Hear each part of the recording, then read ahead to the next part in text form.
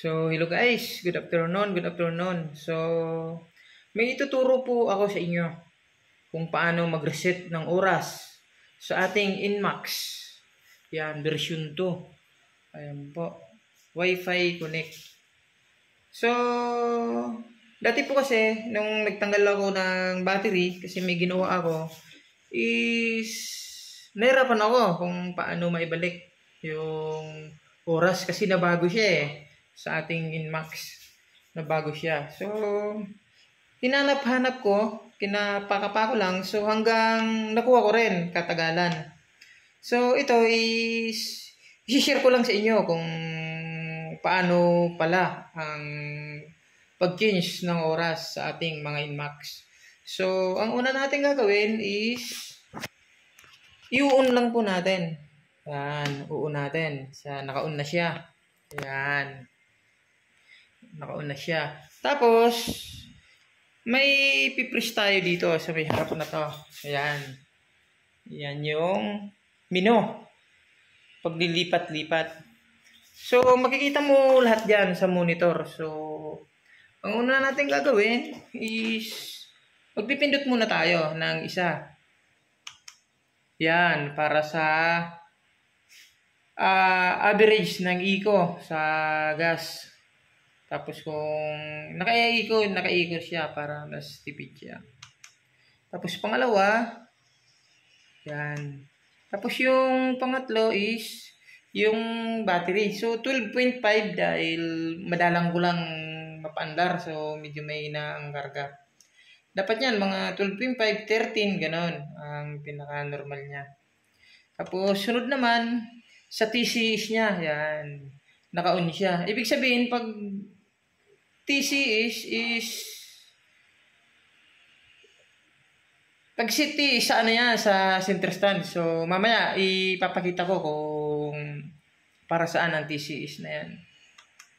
Tapos yung oil, yan. Tapos yan, B-belt. Yan, makikita mo na. Naglilipat-lipat yan. So, okay na back to normal. So, ang gagawin natin, ayan, i-hold lang natin to, ipipress lang natin. Ayan. Yan, ipipress lang natin to ng matagal.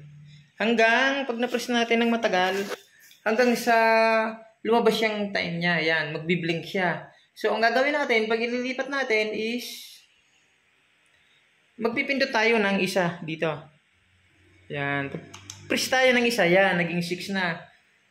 Press ulit, 7. O, yan. Press lang, huwag mong tatagalan. Pindot-pindot lang siya. Para makita mo kung anong oras ang gusto mo. Yan.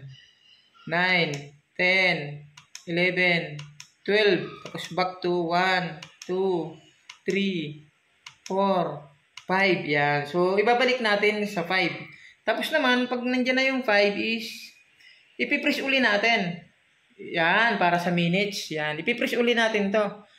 Hanggang antayin natin na mag-blink tong sa seconds niya. O, tapos ganun pa rin ang ano natin. Yan. Pipindot ka lang ng isa para, kunyari, 540. Yan. Ayan, pipindot mo lang din siya hanggang makuha mo kung ano yung minutes na hinahanap mo. So, ayan. So, ngayon, ibabalik natin dahil ang oras is 5:41 sa akin. So, ibabalik natin. Mag-uumpisa tayo. Medyo matagal-tagal nga lang.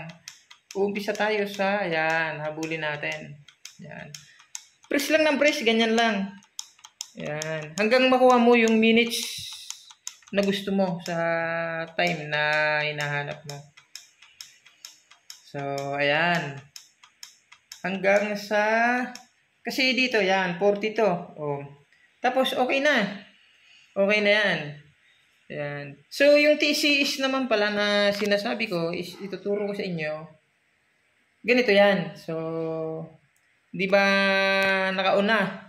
I-start natin. Siyempre, press natin yung brake sabay yun sa busina.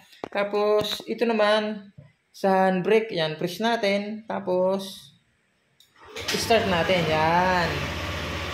Yan. Yung TCS naman pala is papaliwanag ko. Ganito yan. So, dito tayo sa kabila. Di pa tayo. Yan. Naka-center stand tong motor natin. Naka-center stand yan. Yan. Hindi ko pa ginagalaw yung silinyador kaya walang lumalabas sa monitor na TCS. Ngayon, pag ginalaw ko siya, yan, may lalabas siya na TCS. Yan. Ibig sabihin ng TCS is pag naka-center stand siya, pag binirik mo yung silinyador, yan, pupugak-pugak siya, hindi siya gaanong katulad sa normal na matuling ka agad kasi naka TCS on siya. Nangyayari yon sa mga yung TCS na yon is protection niya. Halimbawa may nangyari na hindi maganda, na simplang o ano man, hindi naman natin inihingi, di kadalasan napipress natin tong silinyador pag tayo ay natutumba o nasisimplang. Kaya ang ibig sabihin ng ano, hindi siya kaagad, parang nagpupugak-pugak siya, hindi siya kaagad iikot ng gusto yung gulong niya, kumbaga alalay siya. Di kamukha nung normal na ikot ng gulong. So ituturo ko naman sa iyo pag off natin yung TCS. So punta muna tayo dito. Yan, i-off muna natin. Sabay i-on muna natin, hanapin natin yung TCS. Yan, hanapin natin. Yan, kailangan may lalabas na yun, naka-on pala yung TCS, nalampasan na natin. So hanapin natin, ibalik lang natin yung TCS. Battery 13, kasi yan on. Ngayon, pag i-off natin, so press lang natin, yun. Press lang natin na matagal hanggang lumabas yung TCS off. So okay na. Naka-off na yung TCS. Ngayon, subukan natin na i-start. Yan, naka-start na. So titingnan natin na naka-center stand na naka-off yung TCS.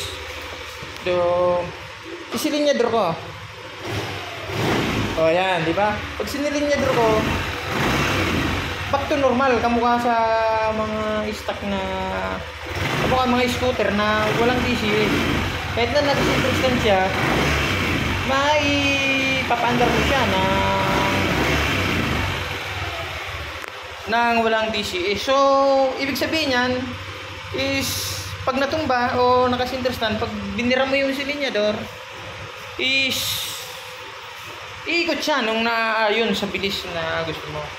So kagandahan sa may TCS, sa hindi nga natin inihingi, matumba ka o ano, hindi siya tatakbo na iikot ang gulong. Normally iikot, pero hindi siya kamukha nung talagang ikot na nakababa. So yan lang po muna mga boss, mga busing. Kunting kaalaman lang naman po. Ako po ay hindi eksperto sa mga bagay na yan. Yun lang po ay base sa aking experience. So ayan po, sana po magustuhan nyo ang aking video. Magkaroon ng kunting ideya.